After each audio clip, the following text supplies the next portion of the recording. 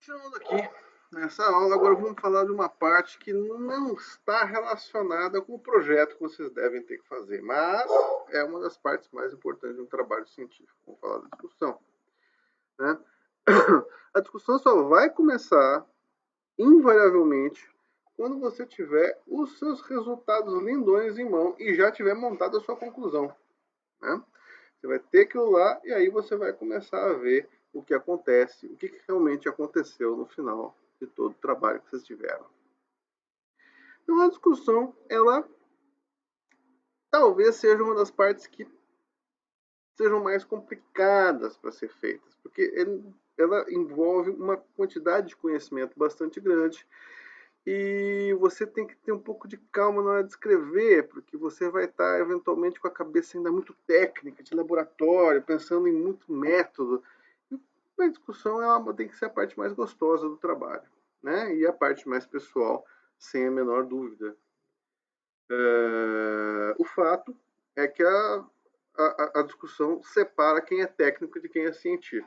Se você sabe o que você está fazendo, se você realmente formulou aquela hipótese, não pegou a hipótese do seu orientador que ele falou que você tem que testar, se você leu bastante coisa na área, você vai conseguir escrever bem a discussão. Se a hipótese é clara, se a conclusão é clara, se tem relação entre a hipótese e a discussão, a conclusão, vocês vão escrever uma boa discussão.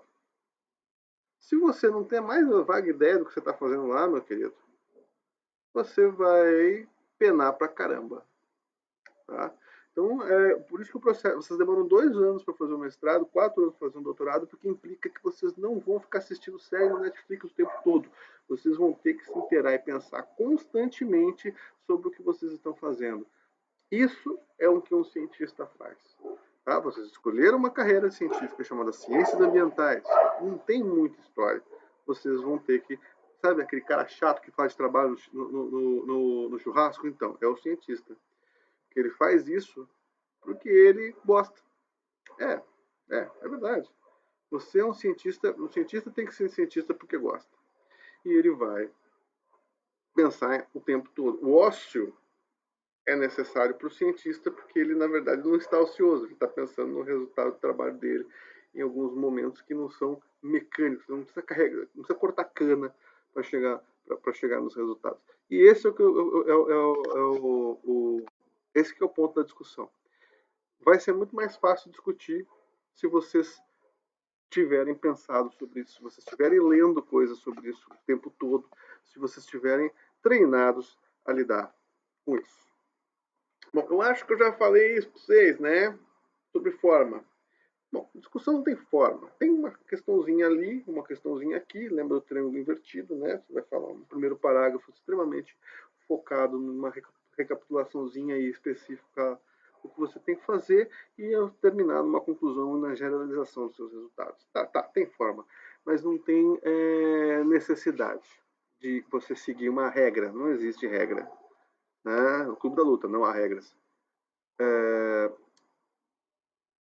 E vocês não vão usar parágrafos de uma frase só. Jamais. Em hipótese alguma. Uma frase tem que ter... um parágrafo tem várias frases, mas geralmente tem mais de 3 frases. E as frases são curtas, diretas e fáceis de entender.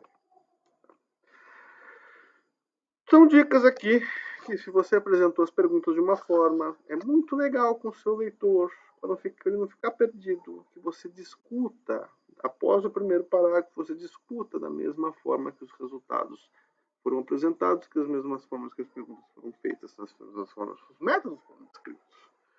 Facilita muito para a pessoa ler isso. Discussão não é repetição de resultado. Por isso que as pessoas falam, professor, eu gosto tanto de fazer discussão junto com o resultado, porque não sabe discutir. Se soubesse discutir, não precisava. Né? Porque misturou o técnico de novo. Não precisa repetir os resultados com outras palavras. Você precisa usar os resultados. Assim, uma coisa que eu costumo dizer é o seguinte: discussão é nome de fantasia. Tá? Tanto discussão como introdução são nomes de fantasia do artigo científico. A introdução deveria chamar introdução à minha hipótese e a discussão é discussão dos meus resultados. Você vai discutir exatamente isso, os seus resultados. Se tiver parágrafos na discussão que não tem absolutamente nenhum resultado sendo mencionado lá e discutido, isso não é discussão. Isso é introdução com outro nome. Tá bom? Então, você vai avaliar os resultados criticamente, comparar com os outros trabalhos, ver o que ele significa para o mundo, para o universo e tudo mais, enfim. E começar a discussão, a dica é começar a discussão com o primeiro parágrafo, né? Com uma recapitulação das perguntas, com recapitulação das hipóteses, falar dos resultados mais fantásticos e dar uma linha para discussão. Uma coisa importante é que os resultados, os seus dados, ou eles corroboram a sua hipótese, ou eles não corroboram a sua hipótese. Para de inventar a história de que você fez muito pouco, que não sei o que, isso é uma hipótese de pelúcia, pega mal. Né? Outra coisa importante é que vocês não podem mascarar os resultados e ficar inventando. Talvez, quem sabe, possivelmente, os meus resultados possivelmente digam que, quiçá, é isso ou aquilo. Né? O que os dados não sugerem. Quem sugere é você, e os dados dizem umas coisas. Eles são fatos. Os dados são fatos. Você gastou 2 anos da sua vida, ou no mínimo 1 ano da sua vida, coletando dados. Você tem certeza de que esses dados existem. O que eles sugerem, o que eles significam, é o papel da discussão. Mas os dados apontam para fatos. E olha, ninguém pode dizer que eles são mentira. Porque ou você é um canalha que fez, que plagiou dados, lembra das estratégias? Ou você não é, e você sabe disso. Não tem como você não saber. Se você não é, que eu acredito que ninguém aqui é, os dados são verdade. Você não sabe se o Bambambam das galáxias lá, da sua área, ele é tão verdadeiro quanto você. A única certeza que você tem é que os seus dados existem. Então não dá para confrontar dado com timidez. Os dados são o que são. Você com certeza usou o melhor método. Você com certeza usou a melhor estatística. Porque você teve 2 anos para estudar isso. Então, os seus dados apontam para isso ou não apontam. E os seus resultados são reais. Por quê? Porque a grama sempre é mais verde do vizinho. E às vezes ela é mais verde porque ela é de plástico. Você pensa que o cara que fez um trabalho, puxa, olha só, eu consegui esse resultado, esse cara está apontando para outro resultado. Esse cara é muito, muito, muito bambambam. O cara é bom demais. Possivelmente eu devo ter errado. Às vezes não. Eu fui para campo uma vez com um grupo e tinha um grupo que estava coletando dados com um cara que trabalha com uma determinada espécie. Nem vou falar qual é, porque é muito fácil de saber o que ele está fazendo. Aí eu pegava e ia para campo. Era aluno de mestrado ainda. Eu ia para campo e o pessoal lá na rede, sem fazer nada. Eu voltava no final da noite, os caras não tinham levantado na rede, não tinham calçado o sapato. Eu comia, voltava para a rede. Só chinelão, o dia inteiro. Depois de uma semana apareceu o pesquisador lá na sexta-feira para pegar eles. Na hora que pegou, falou assim: e aí, coletar os dados? Coletamos, a gente viu o grupamento disso, daquilo, em tal lugar. Papapá. Eu olhava para os meus auxiliares de campo e falei: que porra é essa? Fica quieto, fica quieto. Se você falar, ele vai brigar com você ainda. É mentira. Os caras não tinham ido para campo. Ele pagou os assistentes de campo dele para coletar os dados. E o assistente de campo ficou enchendo a cara de cachaça e comendo durante uma semana. Eu sei, eu estava lá, eu vi isso. É mentira. Os meus dados eram verdade. Eu vi acontecendo isso na mata. Os dados dele, não. Né? Então, às vezes, você vai confrontar os seus dados frente aos dados de outra pessoa. Você sabe que o seu número amostral não é a coisa mais maravilhosa do mundo. O cara tem 400 vezes mais, muitas vezes não é. Então, tenha certeza disso. Afirme com poder. Saiba o que você está fazendo e defenda os seus dados. Vocês vão ter que defender uma tese, uma dissertação, né? Sabe o que é defender? É isso.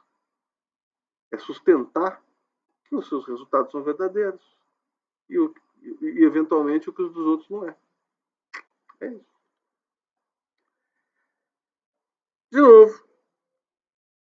você tem que evitar a especulação, porque você não pode generalizar os seus dados para o mundo. Se você coletou em cloud, você não vai falar para toda a Amazônia.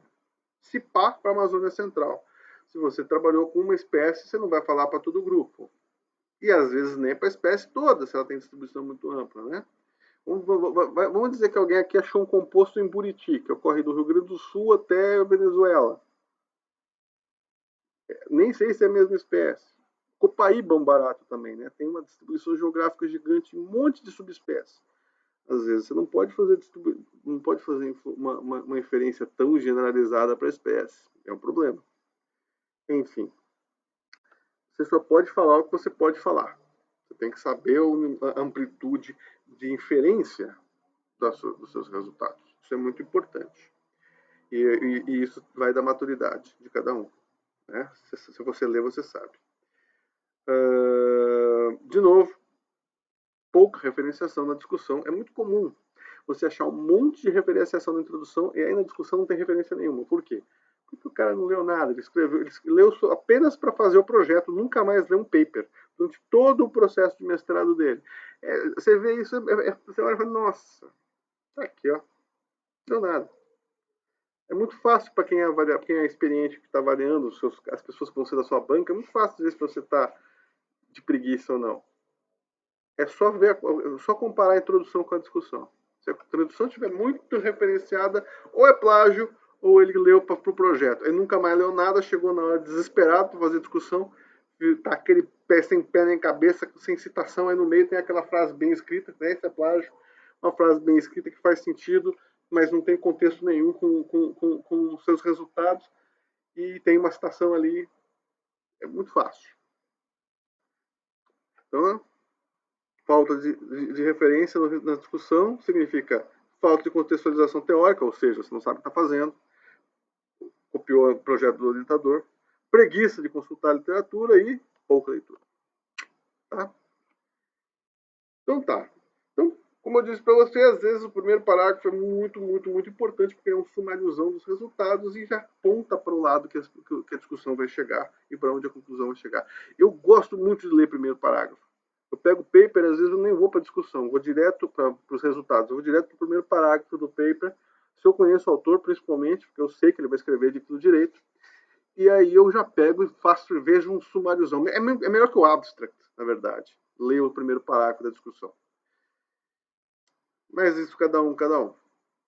Aí você pega e vê primeiros parágrafos como esse. Dos resultados obtidos para a biomassa com 4 equações, 3 deles estão compreendidos no intervalo de estimativas já feitas por biomassa na Amazônia brasileira. Acabou.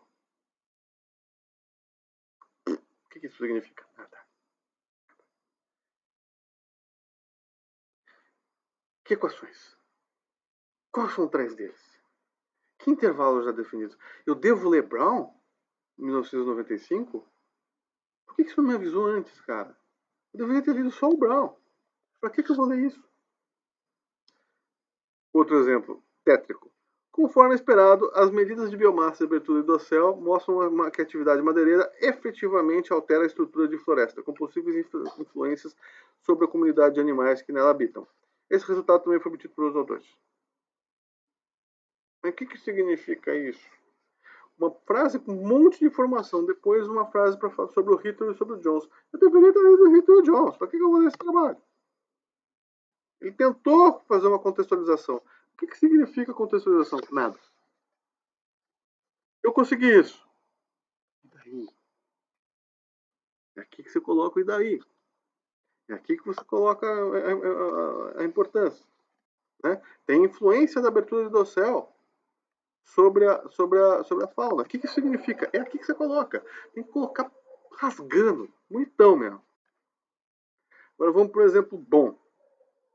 O manejo florestal é uma estratégia que pode manter serviços ecossistêmicos essenciais de forma associada à cadeia produtiva, atendendo à demanda de madeira. Mal escrito aqui, foi erro meu, tá? Em nosso estudo, as clareiras da área de preservação da área de exploração não foram diferentes tanto na relação à densidade quanto à riqueza de espécies. 3 hipóteses nos ajudam a entender o fenômeno observado. A amostra foi muito pequena para detectar diferenças significativas entre as clareiras das duas áreas. Péssimo, mas vamos ver o que ele faz, né? 2. É possível que o tempo desde o início da exploração, 2 anos, não tenha sido ainda suficiente para gerar mudanças significativas, nesse caso biológicas, na composição e abundância das morfoespécies. 3. A exploração madeireira da empresa na área estudada não exerce efeito significativo sobre a regeneração natural de clareiras, já que uma das técnicas de manejo proposta é o direcionamento da queda de árvores extraídas, evitando derrubada de árvores em outras árvores em grande quantidade. Isso é um primeiro parágrafo razoável. Eu podia ter pego de um paper, eu resolvi pegar de um relatório. Por quê? Porque isso foi feito na pressão e ele conseguiu fazer muito bem. Ele deu uma generalização, mostrou do intervalo, mostrou o resultado e já colocou as 3 hipóteses. E ele colocou as 3 hipóteses em uma ordem. A gente tem pouco dado. Ele não podia dizer que não. Ele colocou, a gente tem pouco dado. 2. O tempo não foi suficiente. 3, e é a mais importante, existe um processo de queda lá que causa, de queda controlada, que pode não ligeiramente gerar diferença. O que vocês acham que ele vai fazer agora? Ele vai descartar a primeira, ele vai descartar a segunda e vai explorar a terceira no todo o processo de discussão. Está claro que o processo de... Ele vai descartar... Quando ele coloca a primeira a 1, nesse caso ele coloca a 1 como algo...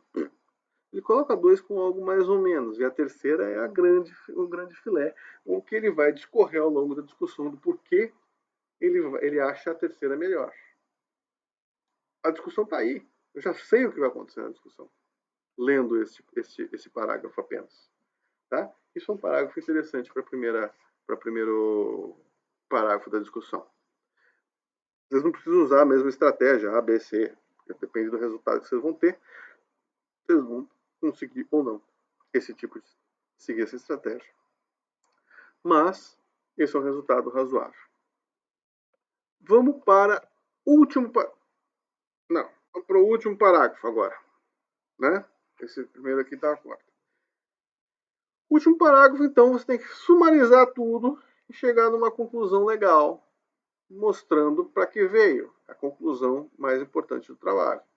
Pode não ter uma conclusão específica lá, as conclusões podem ser dispersas ao longo do trabalho, mas o último parágrafo é o lugar onde você vai mostrar para que serve o seu trabalho para o resto da ciência como um todo, da sua área científica. Né? Aí os caras pegam e fazem um desse, meu. Considerando os dados obtidos, pensamos que a hipótese da disponibilidade de recurso, conforme proposta pela Colley e pelo Cursar, em 1996, pode explicar a herboria diferencial observada entre plantas de crescimento rápido e lento que estudamos.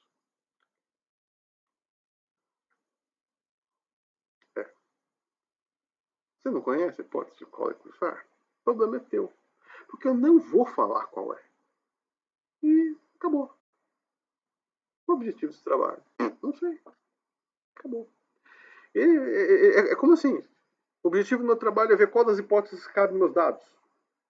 Não, né? Não existe esse, né? Esse é feio. Eu acho que eu deveria ler Colley e Cursar e não ler o seu paper. Eu vou ler o paper deles, porque ele explica tudo. É muito melhor.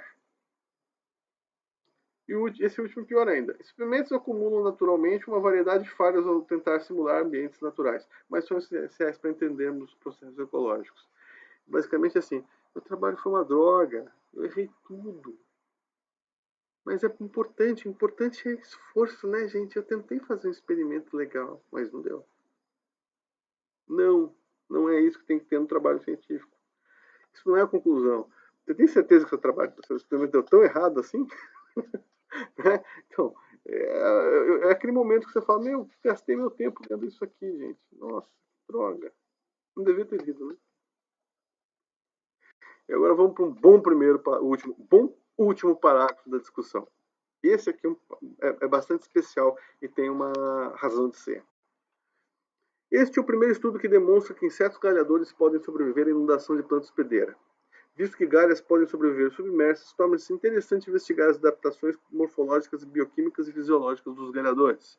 No igapó, as plantas possuem inúmeras adaptações fisiológicas e morfológicas que se tornam tolerantes a enchentes, como, por exemplo, mudança nas concentrações de etanol, oxigênio, auxina e taxas fotossintéticas.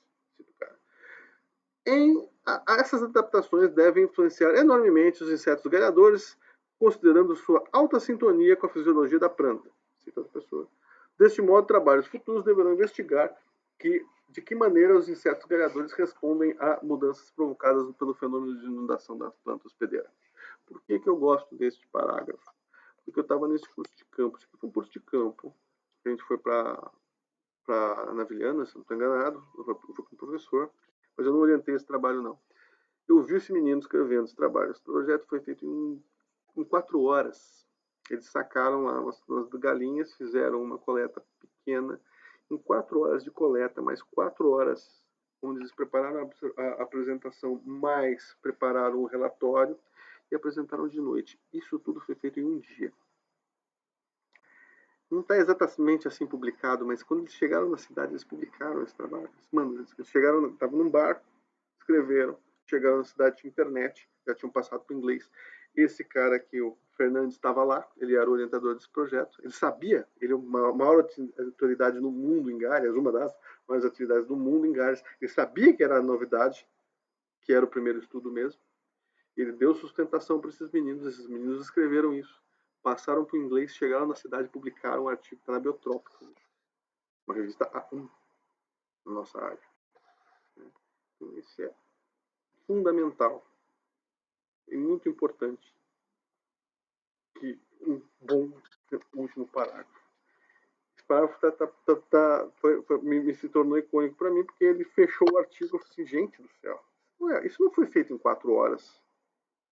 Isso é uma coisa mais bem pensada, né? Não, foi feito em 4 horas. O cara pega, fecha o final, fecha a conclusão, dá uma explicação e propõe novos estudos. Acabou. Isso é uma boa conclusão e isso é uma boa proposta dos trabalhos. E é bem citado. Né? Não foi só. Ninguém sabe que o trabalho foi feito em 4 horas quando lê ele. Ele fez isso muito bem. Tá? Então pense numa conclusão e joga para frente, continuem a pesquisa. Pensem que as pessoas precisam daquele conhecimento para continuar fazendo conhecimento. Né? Essa é uma parte bem importante. Tá? Com isso, terminamos a discussão.